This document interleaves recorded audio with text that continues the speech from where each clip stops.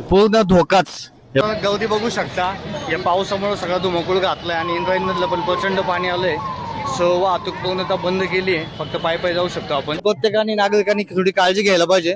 नदी पात्राच्या कडेला कुठे जायला नाही पाहिजे, इतकंच माझं सांगणं आहे. मित्रांनो, बॅक साईडला जर बघितलं ना तर इंद्रायणी नदीने प्रचंड असं रूप धारण केलंय. हे बघा, अंदाज लावा जिकडे बघा तिकडे पूर्ण काठोकाठ असं इंद्रायणी नदीने पाणी भरतं, प्रचंड असं पाणी आलं. हा पाऊस पण थांबायला मागत नाहीये. अंदाज लावा की खरंच हे जेव्हा अवघडच होत चाललंय.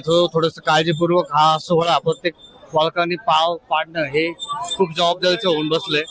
आपण बघू शकता खूप प्रचंड असा हा जनसमुदाय आज या ठिकाणी जमलाय. हे बघा, प्रचंड अशी गर्दी. प्रशासन कायम सदैव तत्पर आहे सेवेसाठी. बघा, अंदाज लावा खूप असा हा या ठिकाणी इंद्रायणी नदीचा पूर या ठिकाणी आपण बघतोय. हे कालच्या दिवसाचे सीन आहे मित्रांनो. काल मी शूटिंगसाठी इंद्रायणी नदीच्या किनारी गेलो होतो आणि आजचे जे दृश्य बघितले तुम्हाला मी दाखवले की किती प्रचंड पद्धतीने पावसाने जोर घेतलाय. म्हणजे तुम्ही कालची इंद्रायणी बघा की कितीतरी म्हणजे स्पेस होता घाटावरती, कितीतरी जागा होती की ज्या ठिकाणी आपण प्रॉपर त्या विठ्ठू माऊलीचं दर्शन घेण्यासाठी प्रॉपर शूटिंग करण्यासाठी ते या ठिकाणी येतो. पण प्रत्येक भक्ताला विठुरायाची ओढ असते, माऊलींची ओढ असते. परंतु कसं आहे आता सध्या थोडं वातावरणाची काळजी घेतली पाहिजे प्रत्येक वारकरी भक्तांनी, आषाढी वारीसाठी जाणाऱ्यांनी आणि कितीतरी भक्तजण येतात या ठिकाणी. तर थोडीशी काळजी घ्या, कारण की शूट वगैरे हा आपण परत आयुष्यामध्ये करू शकतो.